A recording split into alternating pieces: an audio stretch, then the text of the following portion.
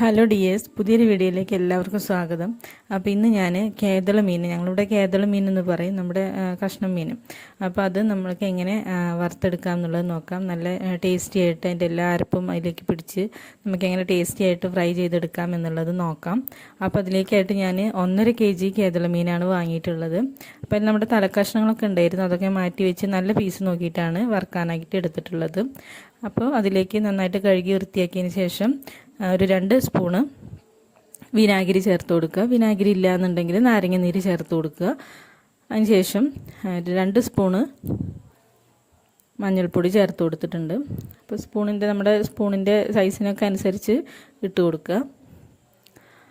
പിന്നെ അതുപോലെ തന്നെ ഒരു 3 ടേബിൾ സ്പൂണ് മുളക് പൊടി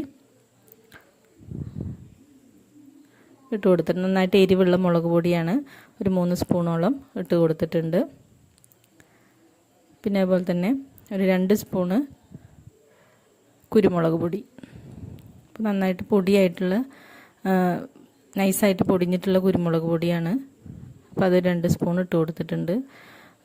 അപ്പോൾ കുറച്ച് സ്പൈസി ആവുമായിരിക്കും നല്ലത്, കാരണം ഇങ്ങനത്തെ കുറച്ച് മീനൊക്കെ ആകുമ്പോൾ, കുറച്ച് കട്ടിയുള്ള മീനൊക്കെ ആകുമ്പോൾ സ്പൈസി ആണെങ്കിൽ ടേസ്റ്റ് ഉണ്ടാവുള്ളൂ.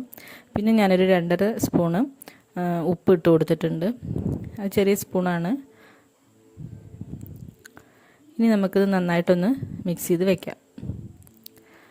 നന്നായിട്ട് എല്ലായിടത്തേക്ക് എത്തുന്ന രീതിയിൽ ഞാൻ ഇളക്കി വെച്ചിട്ടുണ്ട്. ഇനി ഒന്ന് മാറ്റി വയ്ക്കാം.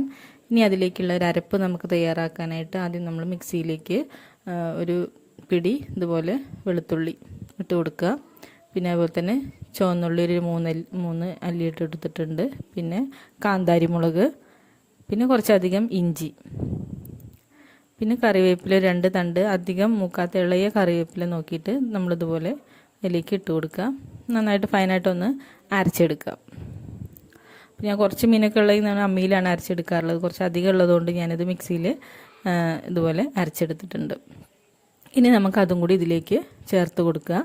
നന്നായിട്ടൊന്ന് ഇളക്കി യോജിപ്പിച്ച് ഒരു അരമണിക്കൂറെങ്കിലും ഇതൊന്ന് മാറ്റി വയ്ക്കുക. എങ്കിലുള്ളൂ നമ്മുടെ ഈ ഒരു മിക്സൊക്കെ അതിലേക്ക് നന്നായിട്ട് പിടിക്കുകയുള്ളൂ. അപ്പോൾ നമ്മൾ അരമണിക്കൂർ അത് മാറ്റി വെച്ചിട്ടുണ്ട്. അപ്പോൾ നമ്മൾ ഫ്രിഡ്ജിലൊക്കെ വെക്കുകയാണെങ്കിൽ അത് പെട്ടെന്ന് അതിലേക്ക് പിടിച്ചോളും. അപ്പോൾ അരമണിക്കൂർ കഴിഞ്ഞിട്ടുണ്ട്. ഇനി നമുക്കതൊന്ന് ഫ്രൈ ചെയ്തെടുക്കാം. അപ്പോൾ 2 തണ്ട് കറിവേപ്പില ഇതുപോലെ വെച്ച് കൊടുക്കുക. പിന്നെ നമ്മുടെ പീസസ് ഓരോന്നായിട്ട് അതിലേക്ക് ഇട്ട് കൊടുക്കുക.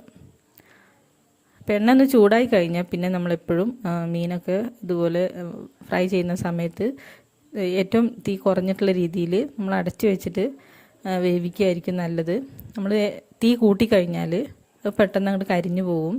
അപ്പോൾ നമുക്ക് ആ ഒരു ഫ്ലേവറൊന്നും അതിലേക്ക് പിടിക്കാത്ത പോലെ നമുക്ക് തോന്നും.